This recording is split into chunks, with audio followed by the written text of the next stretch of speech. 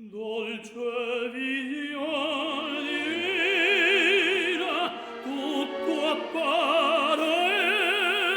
e tu, fanciulla, col tuo bianco vel, rogli splendori e fanti dell'altare, mi sembri un angel che m'attende